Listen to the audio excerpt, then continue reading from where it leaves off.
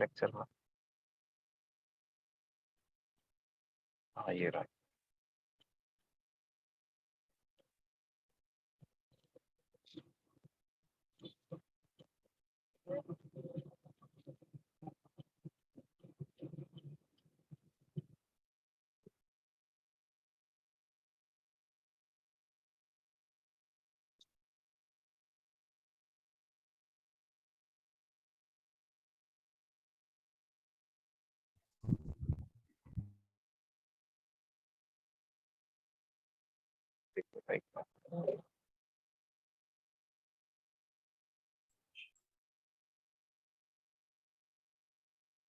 Sir यश अंजलि चाहिए।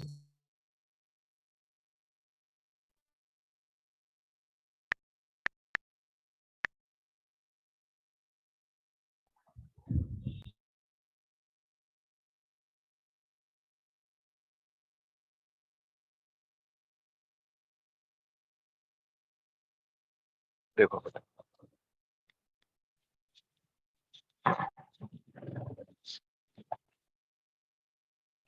Instruments.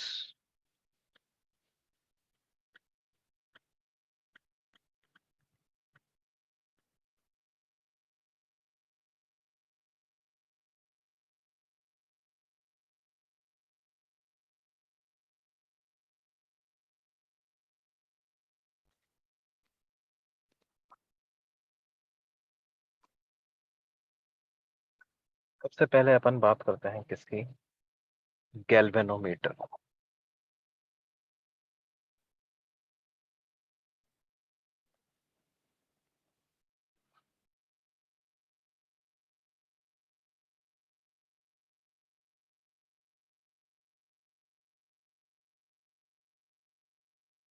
देखो, it is used to major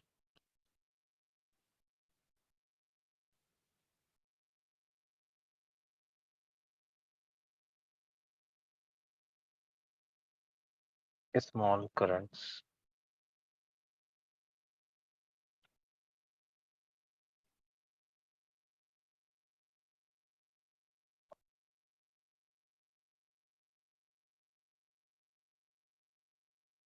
and it works on the principle of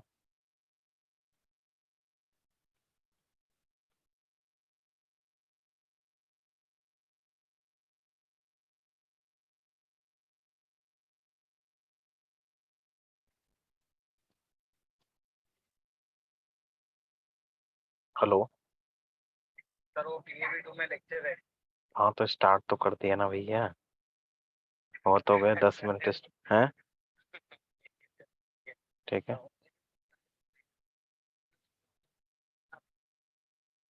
अच्छा अच्छा, नहीं नहीं हो गया। अरे तो अभी चलो आपसे बाद में बात करता हूँ, अभी लेक्चर चल रहा है। ठीक है।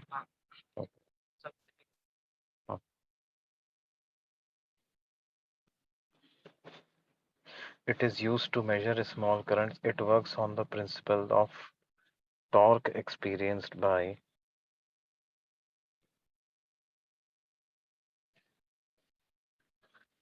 current carrying coil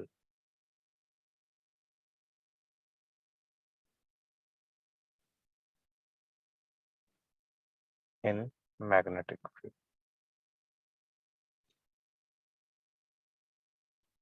ठीक है, पूरा वर्किंग प्रिंसिपल तो अपन इसका बाद में जब मैग्नेटिक इफेक्ट्स वगैरह पढ़ लेंगे तो अपने को अच्छे से समझ में आएगा। अभी के लिए अपन को इतना जानना पर्याप्त है कि इस पे काम करता है ना। अब कैसे काम करता है साहब? भाई होता क्या है, एक कॉइल लगी हुई होती है, उस कॉइल में जैसे ही करंट जाता है, जो करंट अपन को नापना होता है वो करंट उस कॉइल में भेजते हैं। जैसे ही करंट उस कॉइल में फ्लो करता है, वो मैग्नेट्स, परमानेंट मैग्नेट्स के बीच में वो कॉइल लगी हुई होती है, वो कॉइल रोटेट करती है, उस कॉइल के साथ लगी हुई होती है एक निडल, वो निडल भी उसके साथ रोटेट करती है, और फिर कॉइल के साथ एक स्प्रिंग भी लगी हुई होती है जो कि उसको रोटेट करने से रोकती है। इक्विलिब्रियम पोजीशन पे क्या होता है कि कॉइल का torque equal to magnetic field का टॉर्क, और जो मैग्नेटिक फील्ड का टॉर्क है वो करंट के प्रोपोर्शनल है, और स्प्रिंग का टॉर्क जो है वो एंगल जितना एंगल से रोटेट हुई है उसके प्रोपोर्शनल है। तो फाइनली आपके पास क्या हो जाता है, जो जो इक्विलिब्रियम पोजीशन में जो एंगल बनता है वो एंगल आ जाता है किसके प्रोपोर्शनल, वो एंगल आ जाता है proportional to the current in the coil. ठीक है, तो हम लिख सकते हैं current through the coil is directly proportional to the angular displacement of the coil in equilibrium position.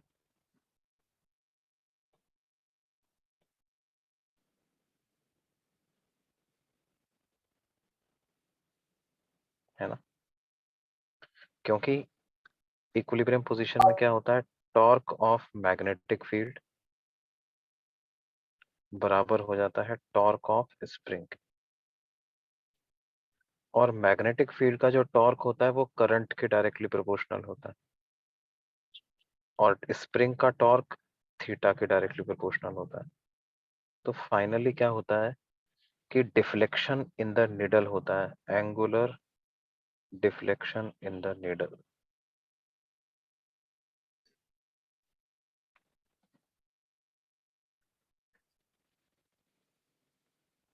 is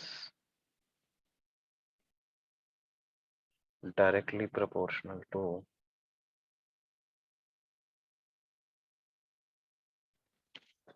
the current in the coil.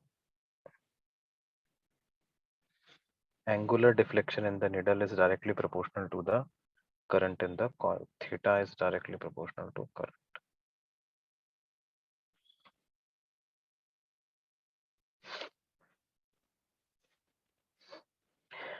ये बात समझ में आती है बेटे, है ना। गैल्वेनोमीटर की मदद से डायरेक्शन ऑफ करंट भी बता दे। Galvanometer can also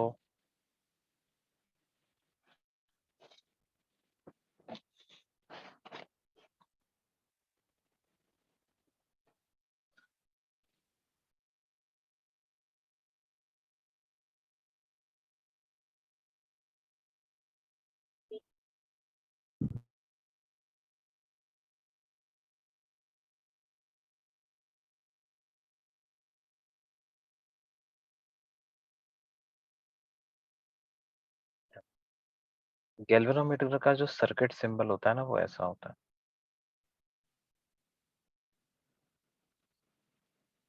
और हमें हमें क्या करना होता है, जिस भी ब्रांच में आपको करंट भेजना है उस ब्रांच में जितना करंट फ्लो हो रहा है उतना ही करंट आपको इस गैल्वेनोमीटर में से भी भेजना होगा।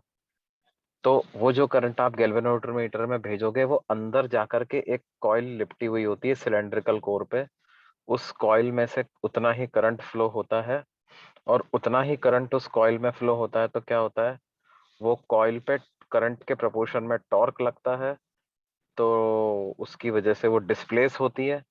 फिर उससे जुड़ी हुई होती है एक निडल, और निडल से जुड़ी होती है एक स्प्रिंग। तो वो स्प्रिंग अपोजिट डायरेक्शन में टॉर्क लगा करके उसको रोकती है। इक्विलिब्रियम पोजीशन में दोनों का टॉर्क बराबर आ जाता है। तो ऐसा होता है ना। फिर इसको कैलिब्रेशन कर लिया जाता है। कैलिब्रेशन करने का मतलब क्या करते हैं, मान लो इसमें अपन ने एक नोन अमाउंट ऑफ करंट भेजा। क्या भेजा? Known amount of current. तो नोन अमाउंट ऑफ करंट आप भेजोगे तो क्या होगा, मान लो आपने 1 एम्पियर करंट भेजा, और आप देखते हो कि 1 मिली एम्पियर करंट भेजा, और आप देखते हो कि निडल 5 डिग्री एंगल से डिफ्लेक्ट हो गई, है ना। तो 1 मिली एम्पियर के लिए 5 डिग्री एंगल, तो 10 डिग्री एंगल अगर डिफ्लेक्ट हुई है तो इसका मतलब 2 मिली एम्पियर करंट फ्लो हुआ है। 15 डिग्री अगर डिफ्लेक्ट हुई है तो इसका मतलब 3 मिली एम्पियर करंट फ्लो हुआ है। 20 डिग्री डिफ्लेक्ट हुई है तो 4 milli ampere.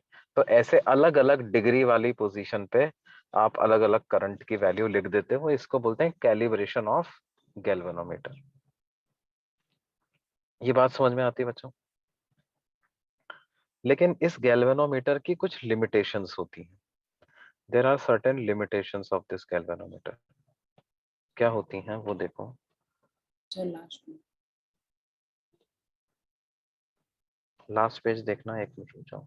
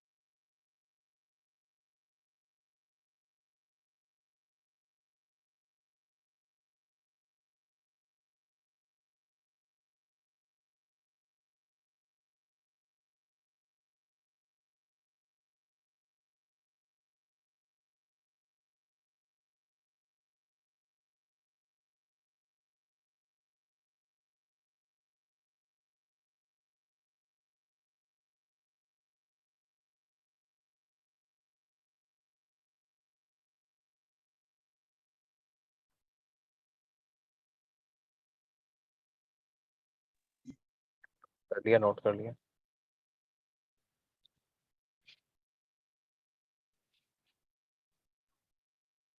Done sir.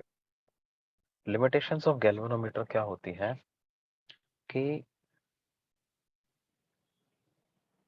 The coil used inside galvanometer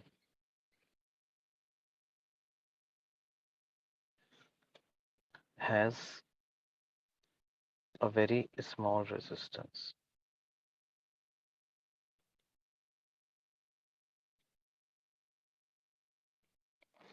Has a very small resistance. नहीं, has, sorry, is very thin. Is kept very thin so that its inertia is small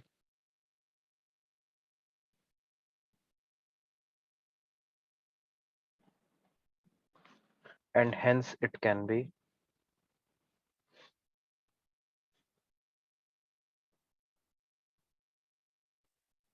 started and stopped quickly. जल्दी से start हो जाए और जल्दी से रुक जाए। Now since its radius is small,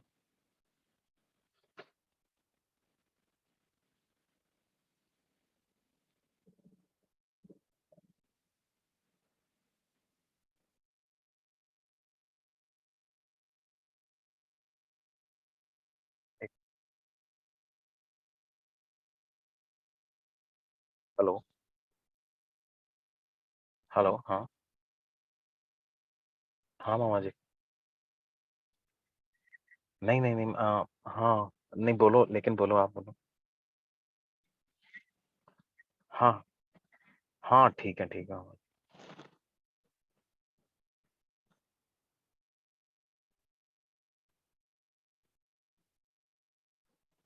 hello.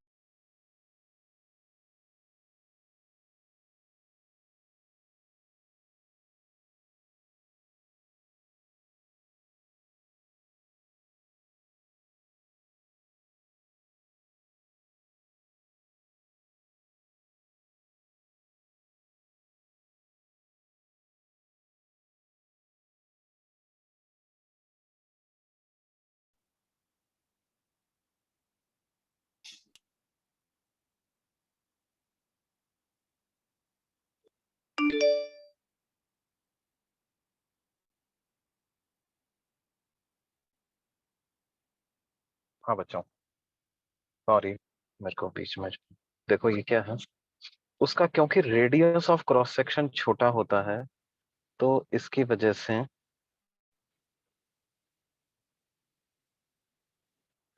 देखो बेटे, रेडियस ऑफ क्रॉस सेक्शन छोटा होने की वजह से क्या है, its resistance becomes high.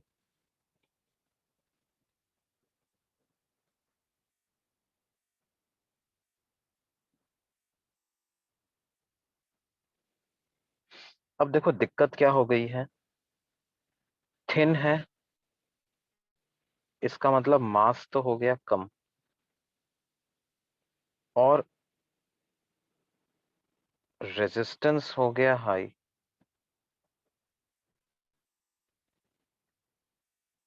Resistance हो गया हाई मतलब रेट ऑफ हीट प्रोड्यूस ज्यादा होगी।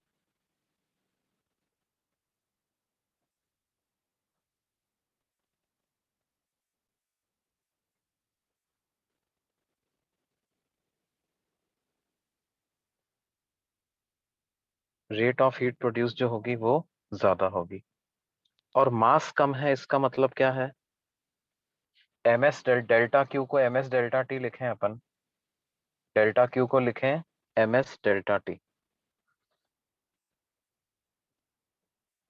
Delta T change in temperature, S is specific heat capacity, delta Q is heat supplied.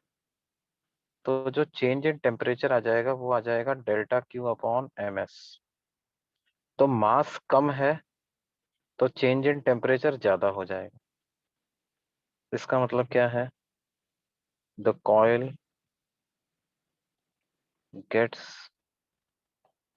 heated up very quickly।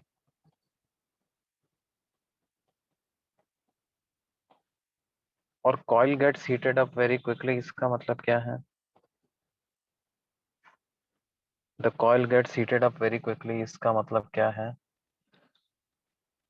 because it is thin it melts easily।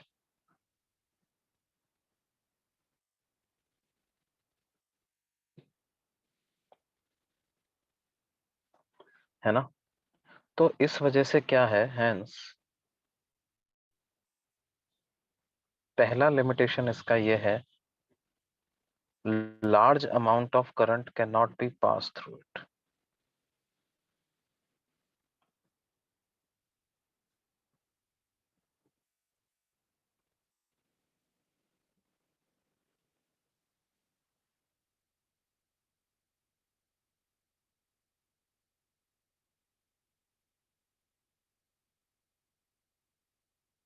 hence large amount of current pass नहीं कर सकते तो large amount of current measure भी नहीं कर सकते। क्यों बच्चों, यस सर। है ना, तो इसलिए बोलते हैं भैया large amount of current measure करने के काम नहीं आता गैल्वेनोमीटर, छोटे करंट मेजर कर सकते हो मिली एम्पियर के ऑर्डर के, है ना, एम्पियर के 20 एम्पियर ये ऐसे करंट गैल्वेनोमीटर से मेजर नहीं कर सकते, है ना। दूसरा एक नुकसान इसका क्या है, ये पेज नोट कर लिया बच्चों सबने, यस सर। देखो दूसरा नुकसान इसका क्या है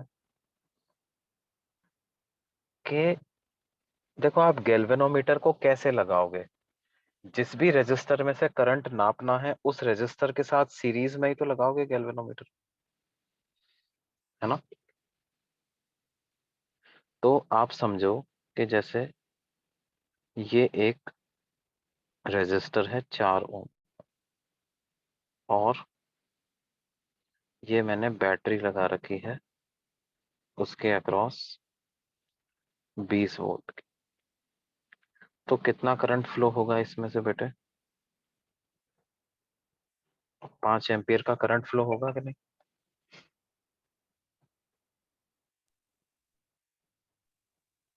यस सर। फ्लो होगा बच्चों, है ना। अब मैंने क्या किया, मैंने किसी बच्चे को क्या कहा, मैंने कहा कि उसको ये 4 ओम और 20 ओम की वैल्यू बताई नहीं, है ना, उससे मैंने कहा कि यार मैं ये वैल्यू तुझे नहीं बताता हूँ, ये मैं छुपा लेता हूँ, ठीक है। और मैंने ये वैल्यू उससे छुपा ली।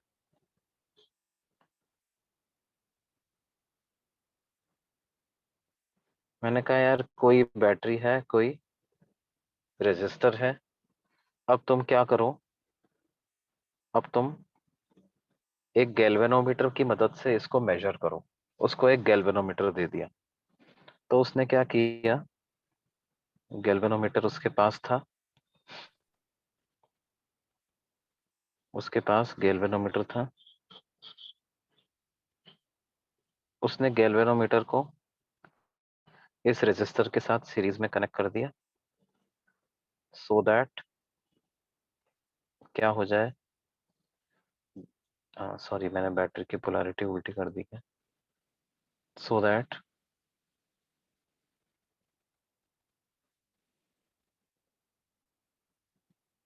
जितना करंट इस बैटरी से फ्लो हो रहा है उतना ही करंट इस रेजिस्टर से भी फ्लो हो जाए। जितना करंट बैटरी से फ्लो हो रहा है उतना ही रेजिस्टर से तो फ्लो होगा ही, उतना ही गैल्वेनोमीटर से भी फ्लो हो जाए, है ना।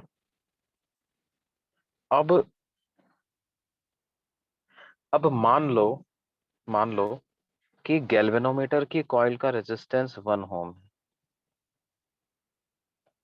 भाई वो भी तो कंडक्टिंग मटेरियल की बनी हुई है। गैल्वेनोमीटर कॉइल हैज रेजिस्टेंस 1 ओम। तो हमें पता है कि उसकी रीडिंग गड़बड़ आएगी। क्या रीडिंग आएगी उसकी?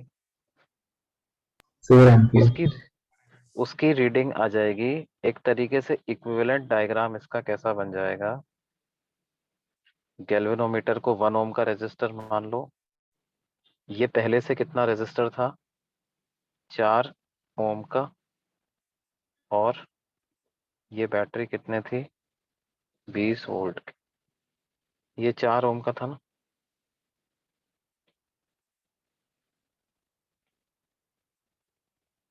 Yes sir. ये था कितना, 4 ओम का रेजिस्टर था, 20 वोल्ट की बैटरी। लेकिन अब सर्किट ही मॉडिफाई हो गया मेरा। अब बैटरी से करंट ही बदल दिया इसने। अब करंट फ्लो हो रहा है 20/5, मतलब 4 एम्पियर के बराबर का करंट फ्लो हो रहा है।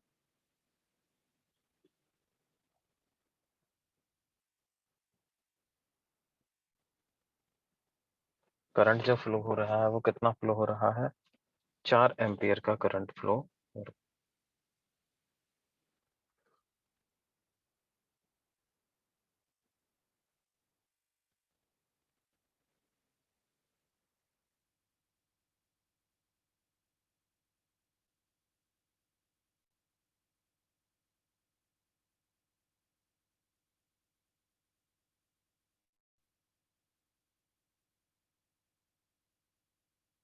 तो क्या किया इस गैल्वेनोमीटर ने, क्या किया बेटे, अब गैल्वेनोमीटर में से तो 4 एम्पियर ही करंट जा रहा है, तो डिफ्लेक्शन जो गैल्वेनोमीटर कॉइल में होगा, implies deflection in galvanometer coil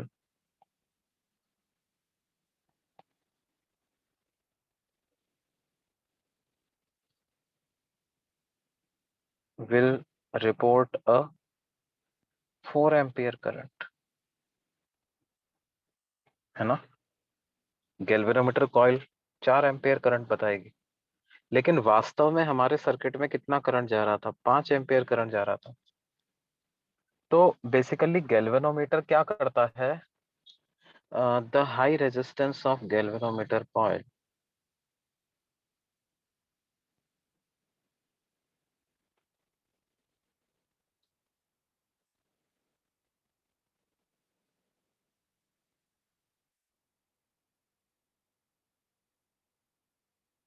the high resistance of galvanometer coil changes the equivalent resistance of the circuit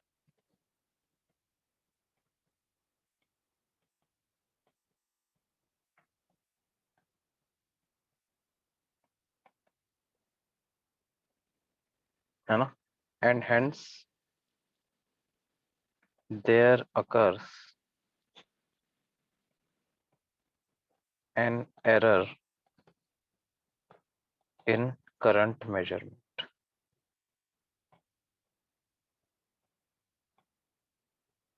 क्या आइडियली ऐसा होना चाहिए क्या किसी इंस्ट्रूमेंट को? नहीं सर। No sir. है ना, आइडियली ऐसा नहीं होना चाहिए। आइडियली तो होना चाहिए यार, जितना उस इंस्ट्रूमेंट के लगाने से थोड़ी ना करंट चेंज होना चाहिए। तो आइडियली हम क्या चाहेंगे, हम ऐसा चाहेंगे कि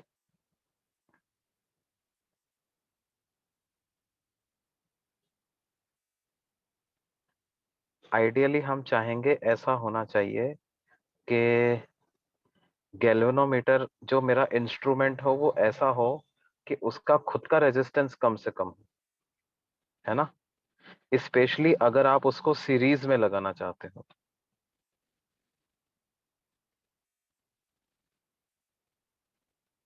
स्पेशली अगर आप उसको क्या लगाना चाहते हो, सीरीज में लगाना चाहते हो। करंट नापने के लिए तो सीरीज में लगाना ही पड़ेगा।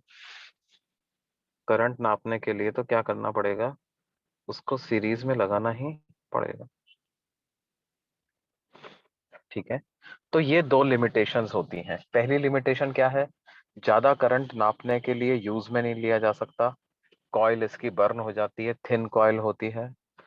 दूसरी लिमिटेशन क्या है, इसका खुद का रेजिस्टेंस ज्यादा होता है, तो ये सर्किट के रेजिस्टेंस को चेंज कर देता है, जिस करंट को नापने जा रहा है उसी को चेंज कर देता है, तो रीडिंग में एक एरर अपने आप आ जाती।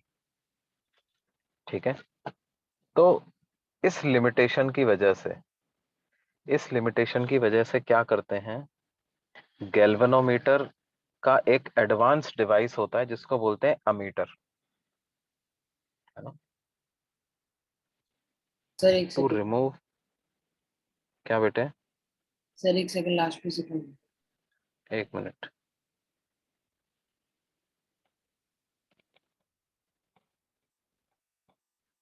हम्म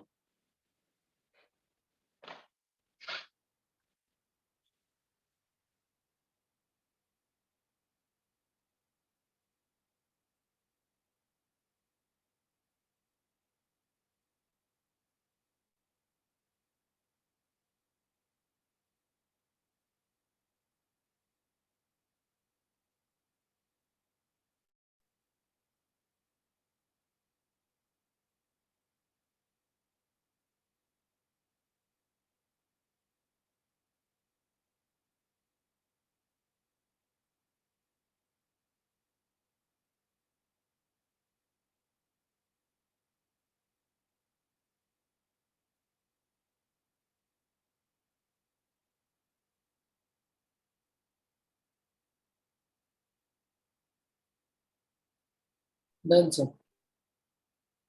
ओके बेटे, okay. To remove above limitations,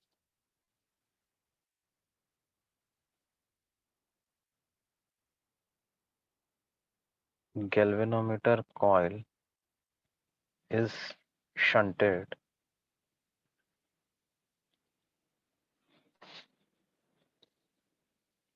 with a resistor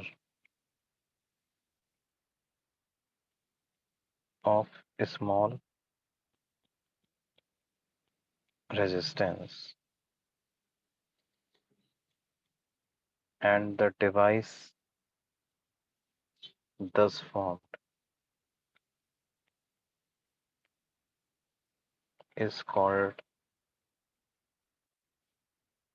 an ammeter।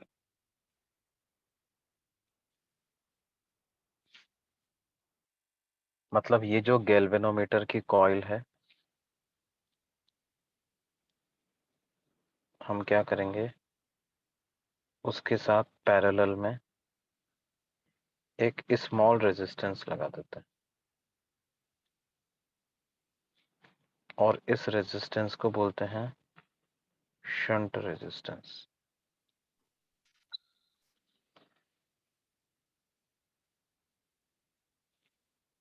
इस रेजिस्टेंस को क्या बोलते हैं, शंट रेजिस्टेंस। और ये शंट रेजिस्टेंस को बहुत छोटा रखा जाता है, ये स्मॉल रेजिस्टेंस होता है। कैसा होता है ये बच्चों? ये एक स्मॉल रेजिस्टेंस होता है।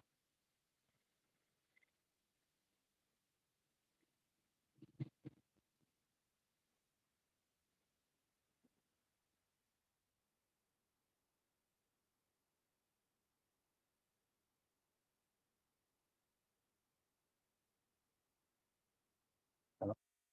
स्मॉल रेजिस्टेंस होता है। क्यों स्मॉल क्यों रखा जाता है? देखो, अच्छा, पहले तो आप ये समझो कि इस पूरे को मिला करके,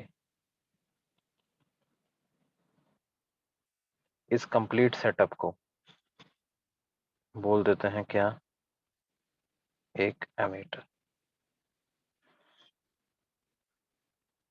है ना? अब देखो इस एमीटर का रेजिस्टेंस क्या होगा?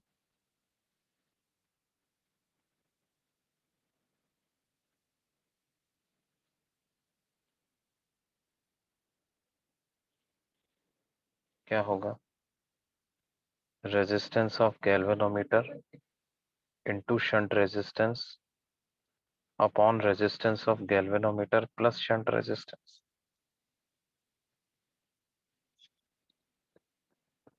ऐसा हो जाएगा कि नहीं हो जाएगा? Yes, sir. Now since shunt resistance is very small in comparison to resistance of galvanometer coil, तो रेजिस्टेंस ऑफ अमीटर को मैं approximately R G into R S upon R G ऐसा लिख सकता हूँ। तो इसकी अप्रोक्सीमेट वैल्यू आर एस के बराबर आ जाएगी कि नहीं आ जाएगी?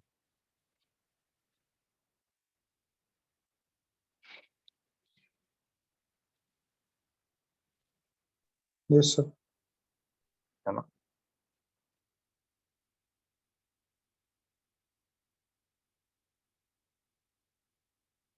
और क्या ये गैल्वेनोमीटर से बहुत कम रेजिस्टेंस का डिवाइस बन गया है?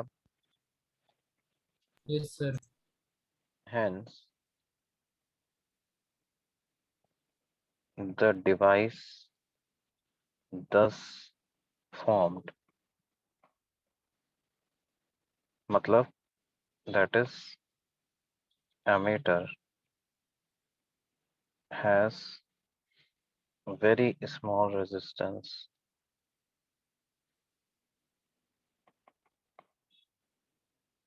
in comparison to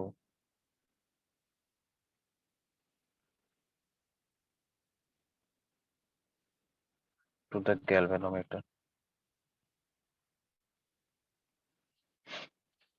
तो देखो, क्या अब हमारी वो वाली समस्या दूर हो गई बेटे? सेकंड पॉइंट जो था, सेकंड लिमिटेशन जो थी, क्या थी second limitation? High resistance of galvanometer coil changes the equivalent resistance of the circuit and hence there occur an error in measurement of current। there occurs an error in current measurement। ये बात समझ में आ रही है? Yes, sir. तो अब error तो error होगी तो सही, ऐसा तो नहीं है कि एरर जीरो हो जाएगी, लेकिन गैल्वेनोमीटर के कंपैरिजन में अब एरर कम होगी। जैसे आप ऐसे सोचो कि मान लो गैल्वेनोमीटर कॉइल का रेजिस्टेंस 1 ओम था, है ना? और मैंने क्या किया, 0.1 ओम की कॉइल शंट कर दी, तो अब उसका इक्विवेलेंट कितना हो जाएगा? 1 इंटू 0.1 अपॉन 1 प्लस 0.1, है ना? तो ये रेजिस्टेंस 0.1 ओम से भी कम हो गया एक्चुअली। तो अब ये उतना करंट को अफेक्ट नहीं करेगा। अब कितना करंट फ्लो होगा सर्किट में? 20 अपॉन 4.1 एम्पियर, लगभग इतना करंट फ्लो होगा। तो चेंज तो कर रहा है, लेकिन उतना ज्यादा नहीं चेंज कर रहा जितना कि गैल्वेनोमीटर कर रहा था, है ना? ये बात समझ में आई? Yes, sir. ठीक है। अच्छा, अब दूसरे लिमिटेशन में भी मदद मिलती है, कैसे वो देखते हैं। अब देखो क्या हुआ, इस एमीटर से मान लो आपने एमीटर को किसी रजिस्टर के साथ सीरीज में करंट कनेक्ट किया, जो करंट इस रजिस्टर में फ्लो हो रहा है वही करंट आपने अमीटर से भी फ्लो करवा ली। दूसरी लिमिटेशन क्या थी हमारी बच्चों, कि ज्यादा करंट इसमें से नहीं भेज सकते हैं। दूसरी लिमिटेशन क्या थी, ज्यादा करंट नहीं भेज सकते हैं, ज्यादा करंट नहीं नाप सकते हैं। क्यों नहीं नाप सकते हैं, क्योंकि ज्यादा करंट भेज नहीं सकते हैं।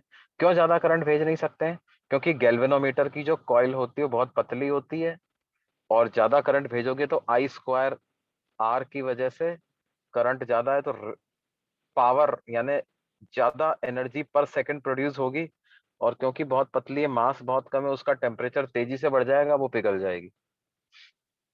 अब क्या होगा, मान लो अब आपने करंट आई भेजा अमीटर में से। इंटरनली ये अमीटर क्या है, इंटरनली ये क्या, ये पूरा का पूरा करंट गैल्वेनोमीटर की कॉइल में से जाएगा क्या? इंटरनली अगर अपन देखें तो एमीटर, गैल्वेनोमीटर और शंट रेजिस्टेंस का कॉम्बिनेशन है कि नहीं? और Yes. करंट यहां से आ रहा है आई, ठीक है। अब क्या होगा, क्या पूरा करंट गैल्वेनोमीटर में से जा पाएगा क्या? No, sir. पूरा करंट गैल्वेनोमीटर से नहीं जाएगा, कुछ करंट शंट रेजिस्टेंस में से भी चला जाएगा, है ना। Yes, sir. मान लो गैल्वेनोमीटर में से आई जी करंट जा रहा है, तो शंट रेजिस्टेंस में से क्या आई माइनस आई जी करंट ही जाएगा? शंट रेजिस्टेंस में से जो करंट जाएगा वो सिर्फ आई माइनस आई जी करंट ही जाएगा,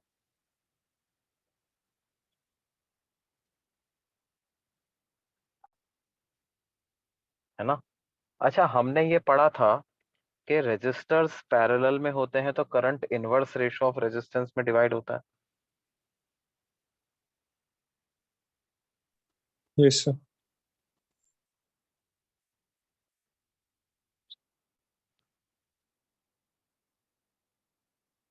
current gets divided in inverse ratio of resistance.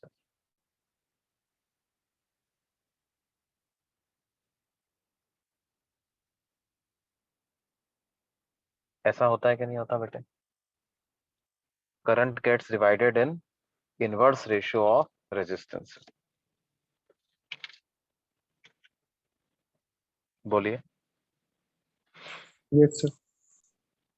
तो इसका मतलब क्या है, जो रेजिस्टेंस कम है उसमें से ज्यादा करंट जाता है। हाँ, sir. तो इस वाले केस में क्या होगा, क्योंकि हमने शंट रेजिस्टेंस बहुत कम यूज करते हैं in comparison to resistance of galvanometer coil, तो ज्यादा से ज्यादा करंट शंट रेजिस्टेंस में से चला जाएगा, और गैल्वेनोमीटर की कॉइल आपकी सुरक्षित रहेगी, है ना। जैसे एक एग्जाम्पल के तौर पर अपन देखें कि मान लो गैल्वेनोमीटर कॉइल का रेजिस्टेंस है 1 ओम, और हमने शंट रेजिस्टेंस लगा दिया 0.1 ओम का, तो क्या होगा, और इधर से मान लो कुछ ऐसा हो रहा है कि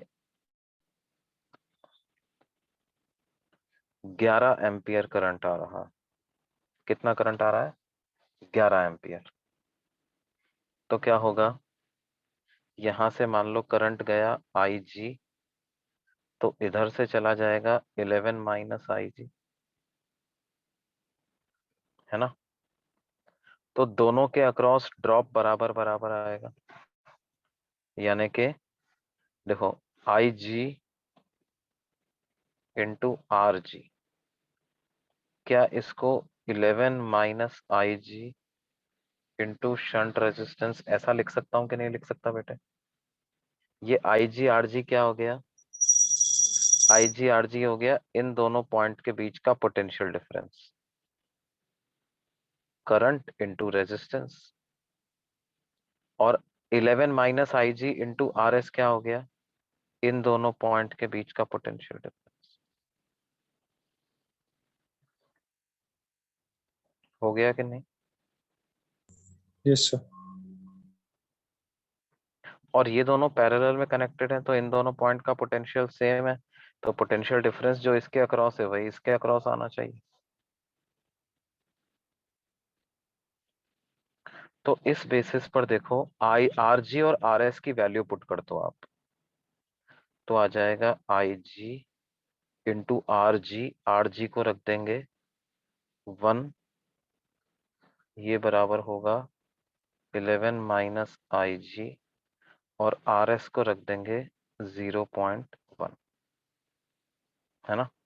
0.1 को 1/10 लिख दो तो हो जाएगा 10 times I G is equal to 11 minus I G, तो 11 I G is equal to 11, यानी कि आई जी की क्या वैल्यू आ जाएगी बच्चों, current through galvanometer 1 ampere flow करेगा, है ना। 11 एम्पियर अगर आया तो गैल्वेनोमीटर में से सिर्फ 1 एम्पियर ही गया, बाकी 10 एम्पियर तो नीचे से चला गया। चला गया कि नहीं चला गया, यस सर। है ना। तो क्या होगा कि because of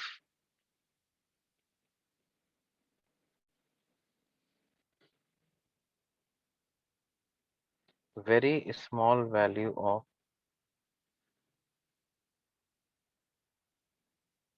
shunt resistance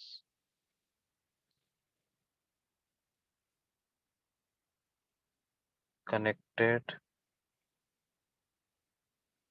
in parallel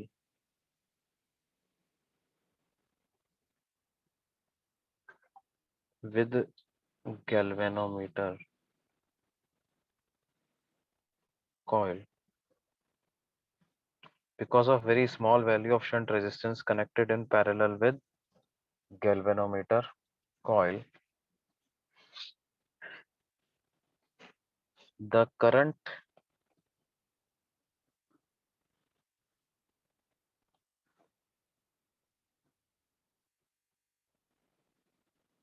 the major portion of current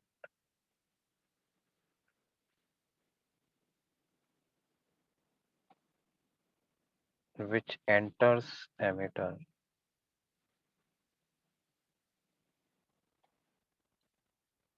passes through the shunt resistance.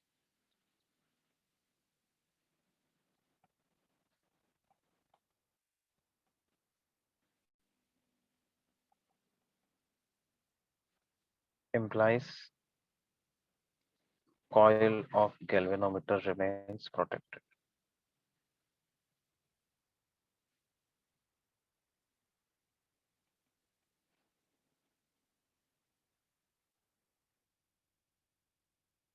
Coil of galvanometer remains protected, है ना।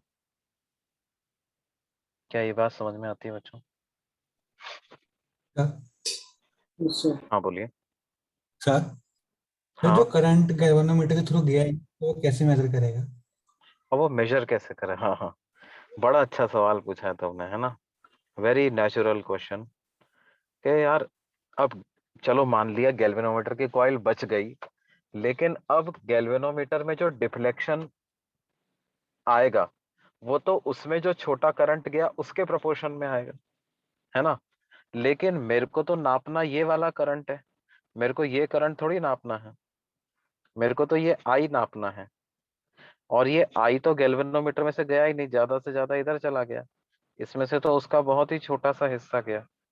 तो इसकी जो कॉइल डिफ्लेक्ट होगी वो तो इसके प्रोपोर्शन में होगी। मेरे को तो ये नापना है, तो कैसे नापूंगा मैं? तो इसके लिए पता है क्या किया जाता है बेटे, इसका रिकैलिब्रेशन कर दिया जाता है ना। देखो, आई और आई जी ये आपस में एक दूसरे के प्रोपोर्शन ही होंगे, प्रोपोर्शनल ही होंगे। कैसे? देखो, हम क्या लिख सकते हैं कि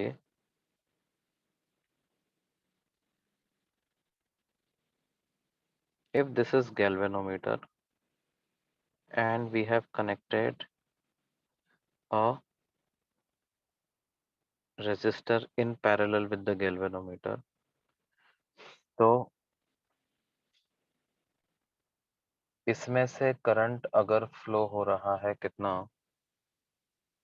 I और इसमें जा रहा है IG, या और इसमें से जा रहा है I माइनस IG, तो मैं क्या लिख सकता हूं IG RG बराबर होगा किसके I minus IG into RS के। तो IG वाली टर्म को एक साथ लिख लो, IG into RG plus RS, ये किसके बराबर होगा I इंटू RS के, यानी I की वैल्यू कितनी होगी IG into RG plus RS divided by RS, या इसको ऐसे लिख लेते हैं I इज इक्वल टू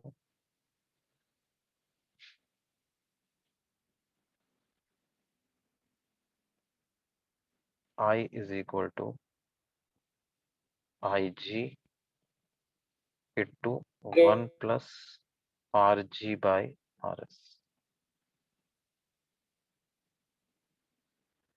क्या ये बात समझ में आ रही है बेटे? अच्छा, IG तो आपको पता ही था, पहले पता था ना, IG की वैल्यू पहले से पता थी या नहीं पता? IG तो गैल्वेनोमीटर में नापेगा ही सही, Yes, sir. है ना?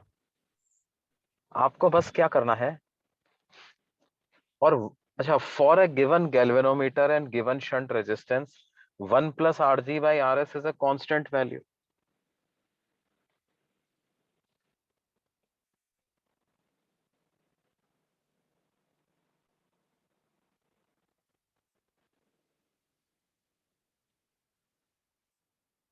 For a given emitter,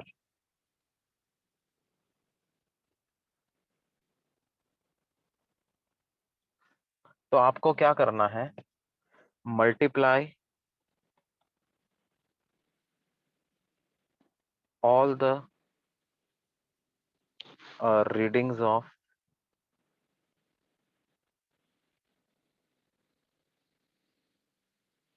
galvanometer by the term 1 plus RG by RS।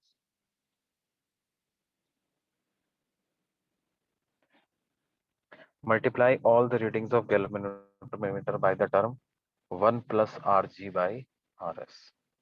ऐसा कर सकते हैं कि नहीं कर सकते भाई?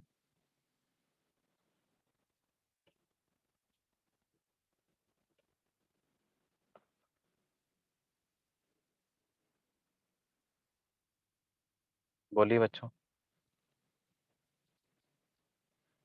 जैसे sir. जैसे मैं तो आपको उदाहरण दूं कि फॉर एग्जांपल गैल्वेनोमीटर कॉइल का रेजिस्टेंस 1 ओम है, शंट रेजिस्टेंस 0.1 ओम है, तो RG बाई RS की क्या वैल्यू आ गई 1 बाई 0.1 मतलब 10, यानी 1 प्लस RG बाई RS कितना आ गया 11, है ना? तो अगर मान लो गैल्वेनोमीटर आपको 1 मिली एम्पियर दिखा रहा था, शंट रेजिस्टेंस कनेक्ट करने के पहले जो गैल्वेनोमीटर था उसमें 1 डिग्री एंगल पे 1 मिली एम्पियर रखा हुआ था, 2 डिग्री एंगल पे 2 मिली एम्पियर, 3 डिग्री एंगल पे 3 मिली एम्पियर।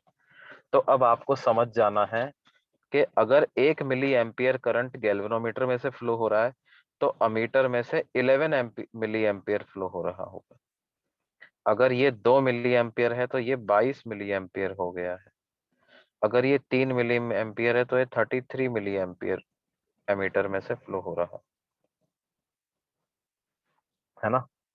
तो क्या करता है इंजीनियर, वो एक नया कागज बनाता है ना? और नया कागज बनाता है जहां पे 1 मिली एम्पियर लिखा हुआ था जितने एंगल पर, वो 1 मिली एम्पियर की जगह लिख देता है 11 मिली एम्पियर।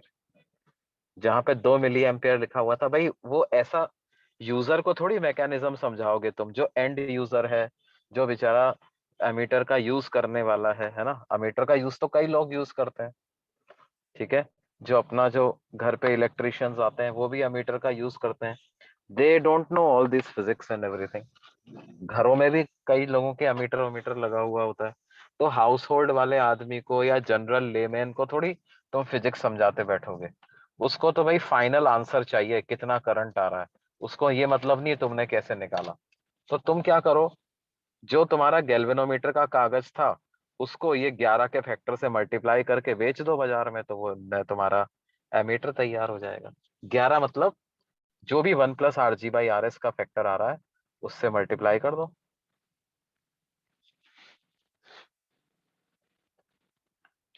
क्या ये बात समझ में आती है बच्चों? Yes sir.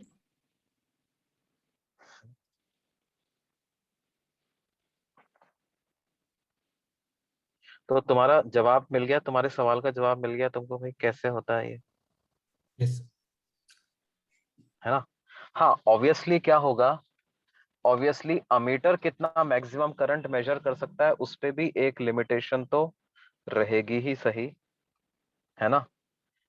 जैसे यहां से जो करंट आ रहा है वो आप बढ़ाते जाओगे तो ये वाला करंट भी बढ़ेगा और ये करंट भी बढ़ेगा, दोनों करंट बढ़ेंगे। एक समय आएगा कि गैल्वेनोमीटर में से उसकी कैपेसिटी का मैक्सिमम करंट भेजने लग गए हैं। तो अब इससे ज्यादा करंट आप अमीटर से नहीं नाप सकते हो, है ना। तो हम क्या लिख सकते हैं कि if if Ig max is the maximum current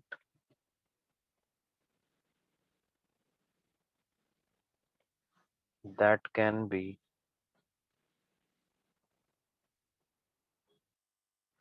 passed through a galvanometer coil,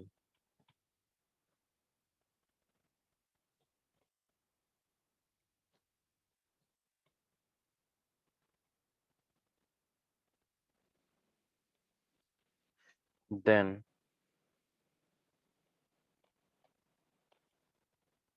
maximum current which an ammeter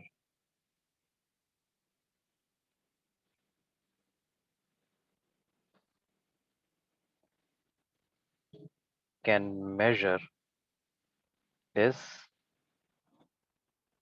I max is equal to Ig max into 1 + Rg/Rs। क्या ये बात समझ में आती है बच्चों?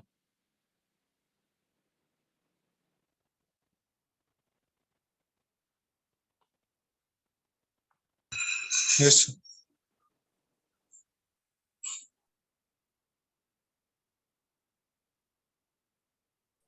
ऐसा मैक्सिमम करंट ये मेजर कर सकता है। आईजी मैक्स को current for full scale deflection of galvanometer भी बोलते हैं। आईजी मैक्स को क्या बोलते हैं? Current for full scale deflection of galvanometer.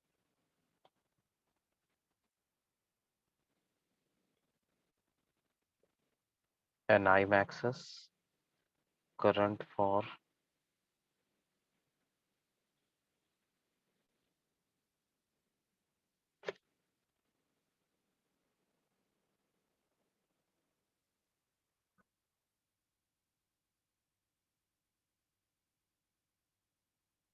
है ना।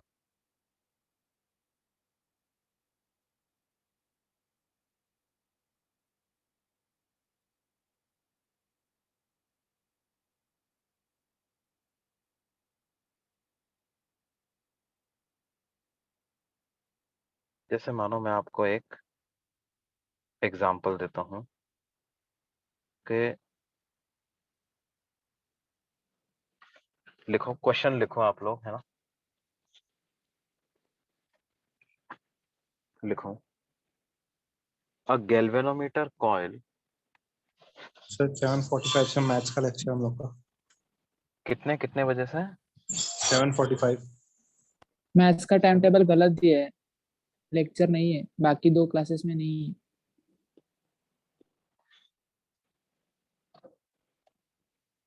सर वो सिर्फ विरार के टाइम टेबल में गिवन है, बोरेवली और अंधेरी के टाइम टेबल में आज मैथ्स का लेक्चर नहीं है, और मैथ्स का लेक्चर एक साथ ही होता है हर टाइम। अच्छा, 8 बजे का दिया हुआ है मैथ्स का लेक्चर। देख लो, कंफर्म कर लो एक बार। तो ऐसा करो, ये क्वेश्चन तो कर लो यार पहले, फिर कोई कंफर्म भी करते रहो पैरेलली, ठीक है। लिखो, अ, क्या बता रहा था यार। अ galvanometer coil having resistance of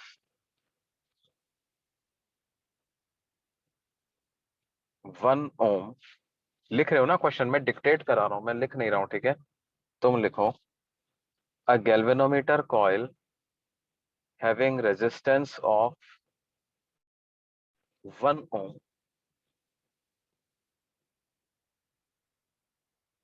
is to be converted into is to be converted into is to be converted into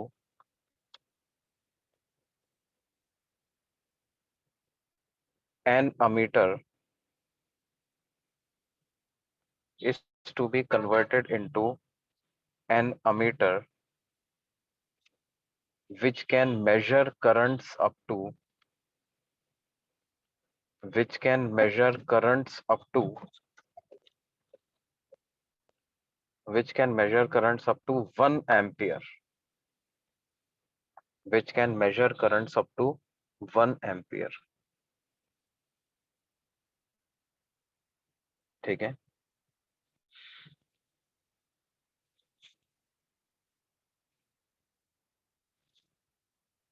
if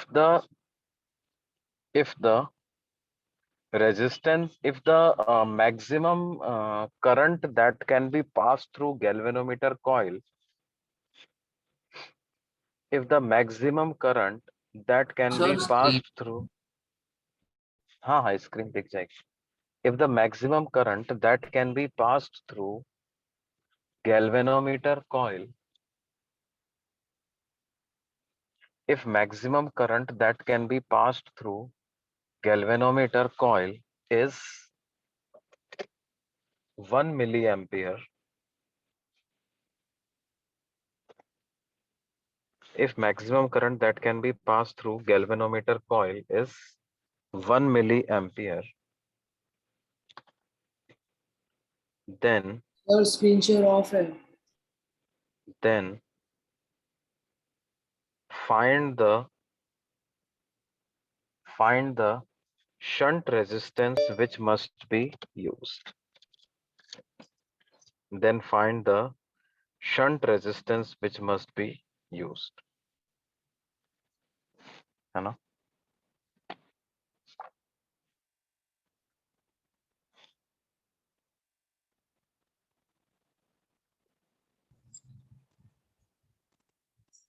0.001।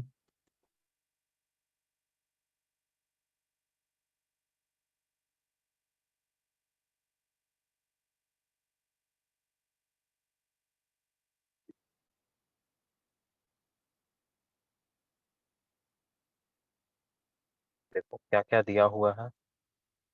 Resistance of galvanometer coil दिया हुआ है 1 ओम। गैल्वेनोमीटर से जो मैक्सिमम करंट पास हो सकता है वो दिया हुआ है 1 मिली एम्पियर। और जो मेरे को अमीटर का रेंज चाहिए वो कितना चाहिए, 1 एम्पियर। तो शंट रेजिस्टेंस कितना यूज करना पड़ेगा, ये पूछा। तो कैसे करेंगे बच्चों इसको,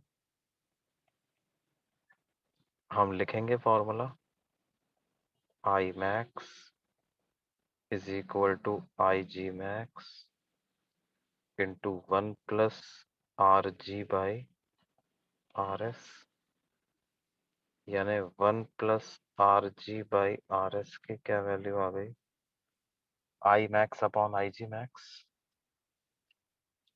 तो I max is 1 ampere, I G max is 1 milli ampere. 1 milli ampere मतलब 10⁻³ तो ये 1000 आ गया, है ना। तो R G upon are S की क्या वैल्यू आ गई, 999। तो आर एस कितना आ गया बेटे, 1/999, 1/999 ओम। ये आर एस की वैल्यू इतनी आ गई। ये बात समझ में आती है।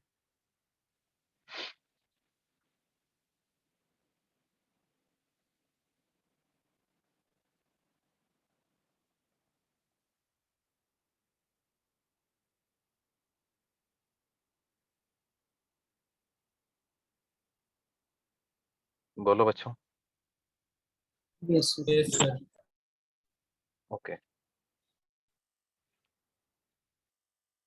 अगला पेज पे चलें।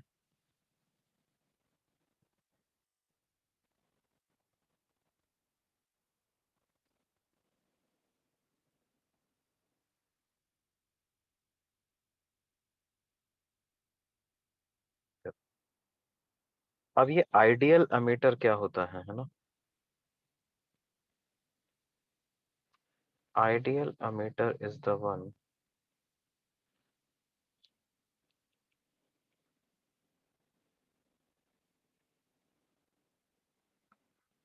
which has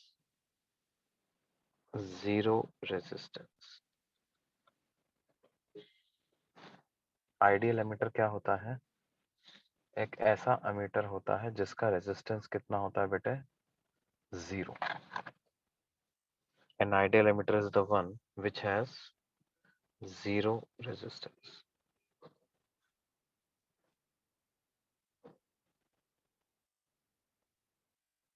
है ना। It can be replaced by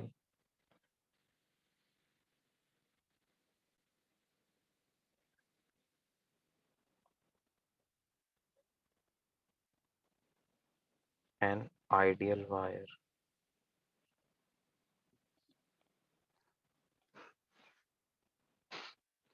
in a circuit। It can be replaced by ideal wire in a circuit।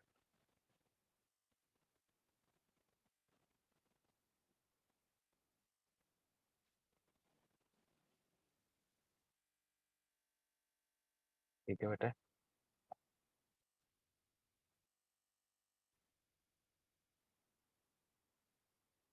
और अगर अमीटर का रेजिस्टेंस दिया गया है,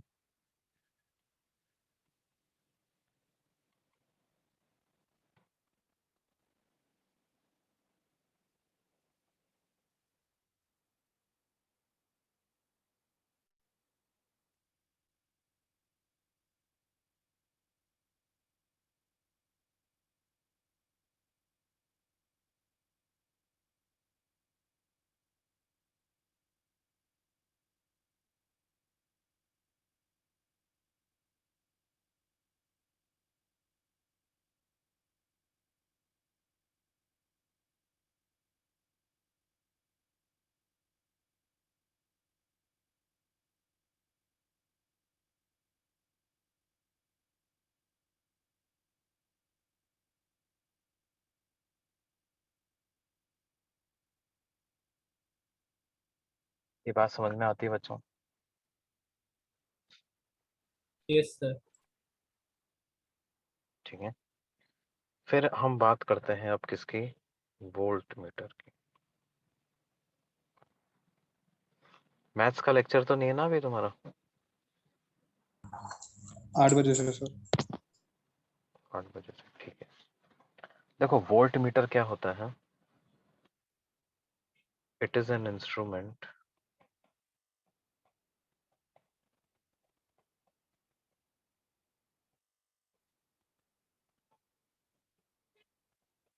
which is used to measure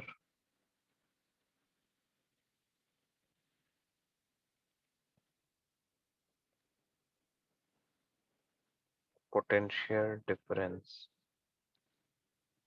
across any two terminals.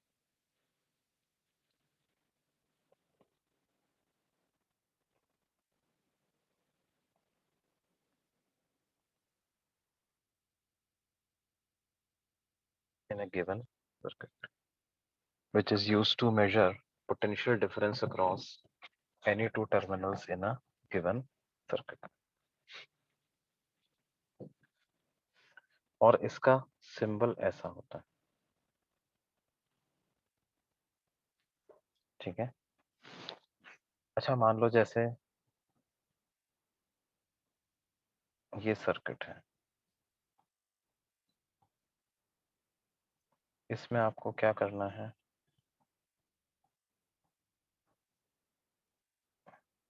Resistance R3 के across potential difference measure करना है।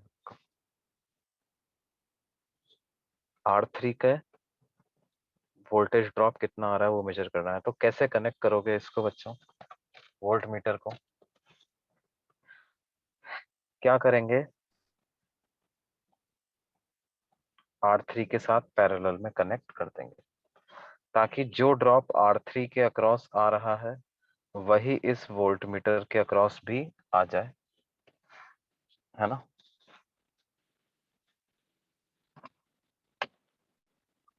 ये बात समझ में आती है? Yes, sir. Yes, sir.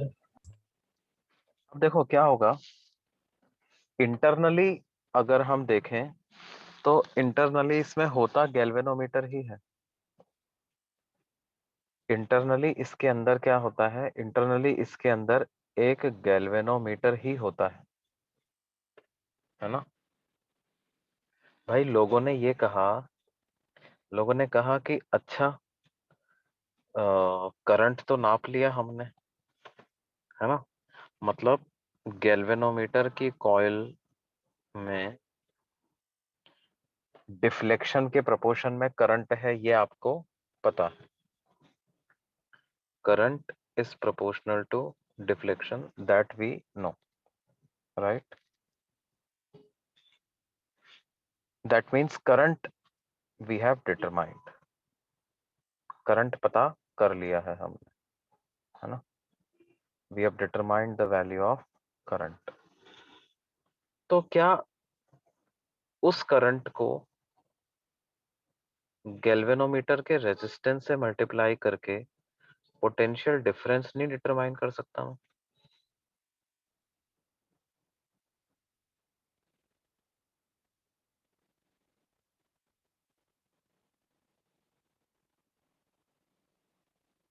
क्यों बेटे?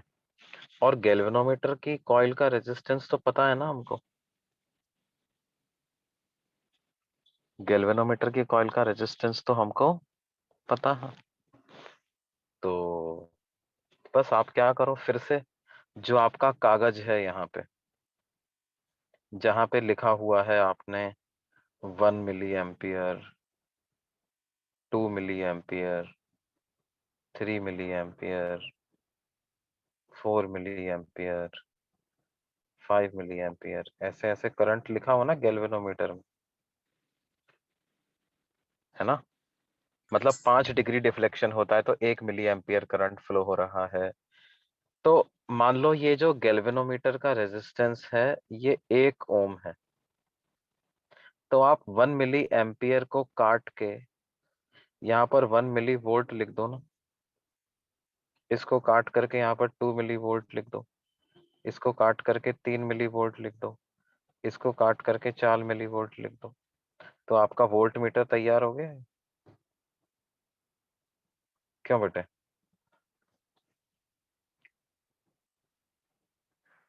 Yes, sir. भाई भाई देखो क्या है, 1 मिली वोल्ट पोटेंशियल डिफरेंस जब गैल्वेनोमीटर के अक्रॉस लगा होगा तभी तो 1 मिली एम्पियर करंट फ्लो हो रहा है। और 1 मिली एम्पियर करंट फ्लो हो रहा है, तभी तो 5 डिग्री का डिफ्लेक्शन आ रहा है। नहीं तो ये दोनों चीजें रिलेटेड ही तो हैं, ऐसा एक दूसरे के इंडिपेंडेंट थोड़ी है। Yes, sir. बात समझ में आ रही है बच्चों? Yes. अच्छा, लेकिन लेकिन यहाँ पर हमें एक बात का ध्यान रखना पड़ेगा कि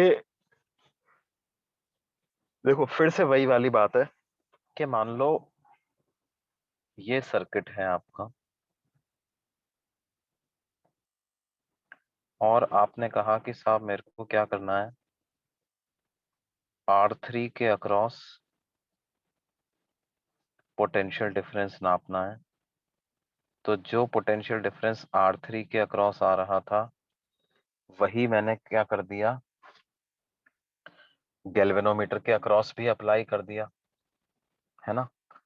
लेकिन क्या ये गैल्वेनोमीटर के लगाने से सर्किट का रेजिस्टेंस अफेक्ट नहीं होगा?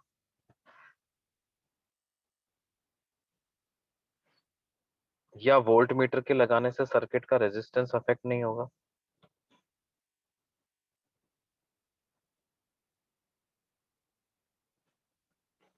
अफेक्ट होगा, है ना।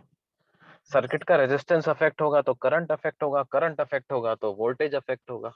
मतलब वही वाली बात है, जो वोल्टेज ये नापने चला है उस वोल्टेज को इसने खुद नहीं चेंज कर दी। जो वोल्टेज ये नापने चला है उसको खुद ने ही इसने चेंज कर दिया। तो हम क्या चाहेंगे, हम चाहेंगे कि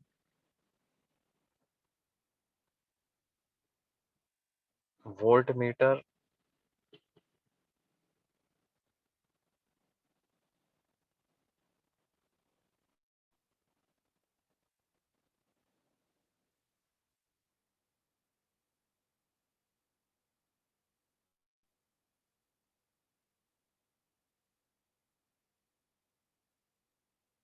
हम क्या चाहेंगे, वोल्ट मीटर मस्ट हैव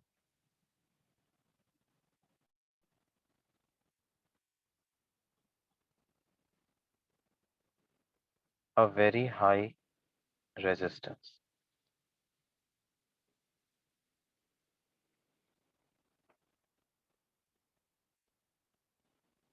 उससे क्या होगा देखो, इन दोनों का इक्विवेलेंट अगर अपन पता करें तो वो आएगा R3 into RV upon R3 plus RV। अगर वोल्ट मीटर का रेजिस्टेंस बहुत ज्यादा है R3 से, तो R इक्विवेलेंट कितना आ जाएगा, R3 इंटू RV अपॉन लगभग RV लिख सकते हैं यहाँ पे। तो RV से RV कैंसिल हो गया, तो ये वैल्यू अप्रोक्सीमेटली R3 के बराबर ही आ जाएगी ना, है ना। तो Yes. If we want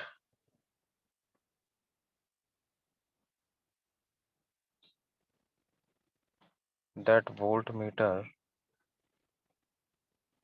does not affect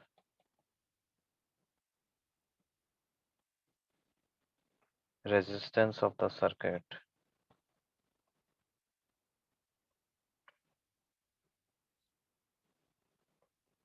then resistance of voltmeter must be very high.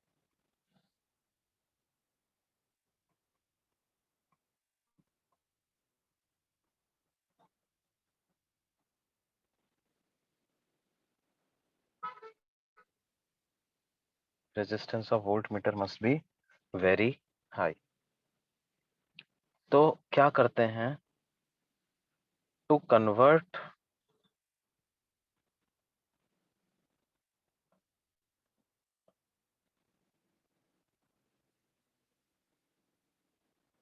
galvanometer into voltmeter, a resistor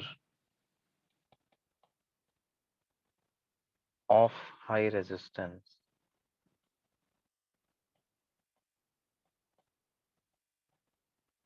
is connected in series with the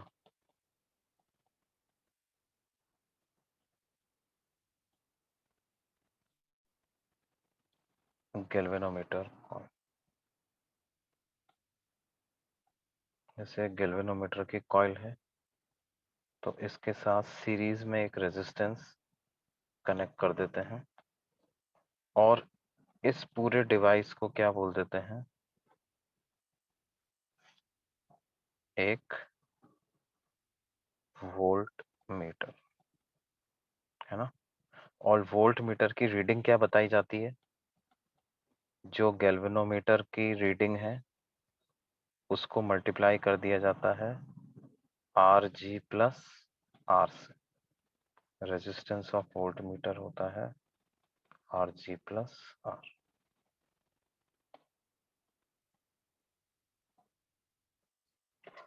ये बात समझ में आती है बच्चों? Yes, sir. An ideal voltmeter has infinite resistance.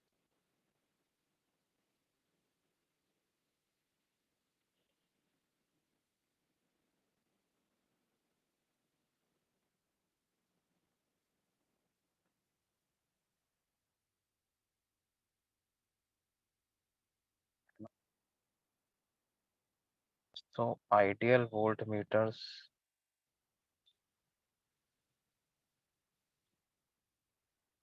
in circuits can be replaced by open switches. Open switch से replace कर सकते हो आप इसको,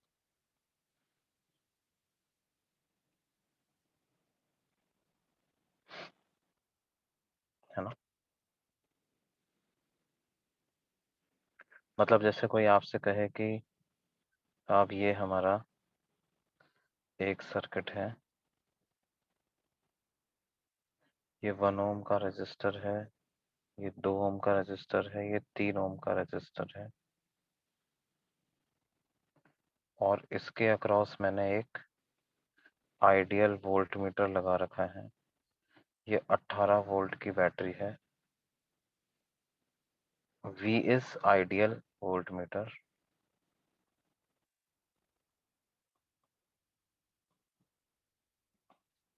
To find the reading of the voltmeter.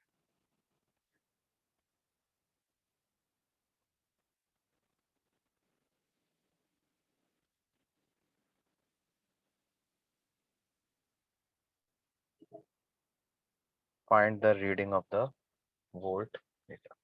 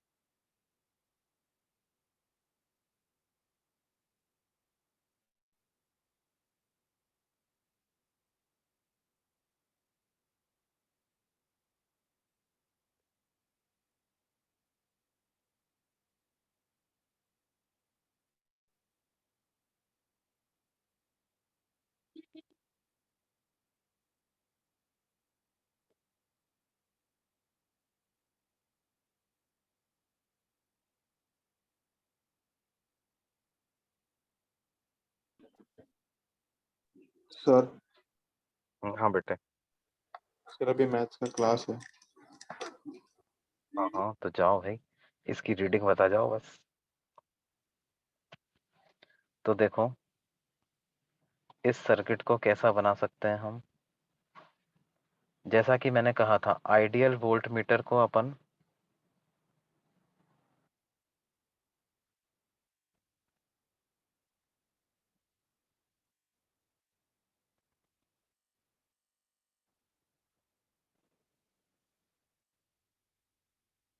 Open switch से रिप्लेस कर सकते हैं।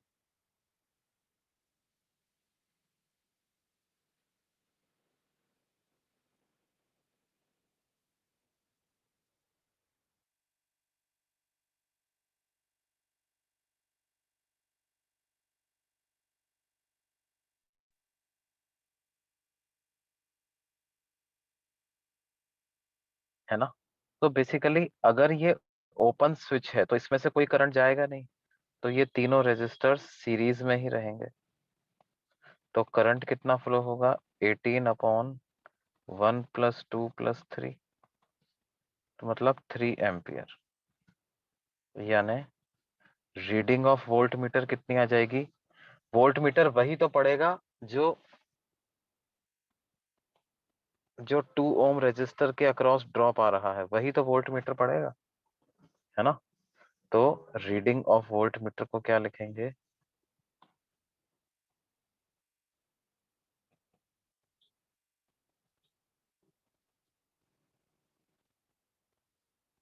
हो जाएगी करंट इनटू रेजिस्टेंस, यानी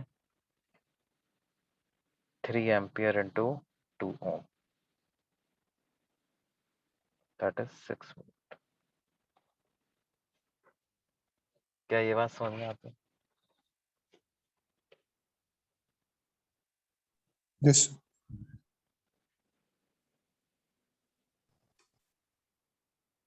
Sir. ठीक है बच्चों, है ना? ओके, तो अभी के लिए अपन इसको यहीं पर रोकते हैं, कल कंटिन्यू करेंगे, मतलब अगले लेक्चर में कंटिन्यू करेंगे, है ना? ठीक है बच्चों, ओके बाय।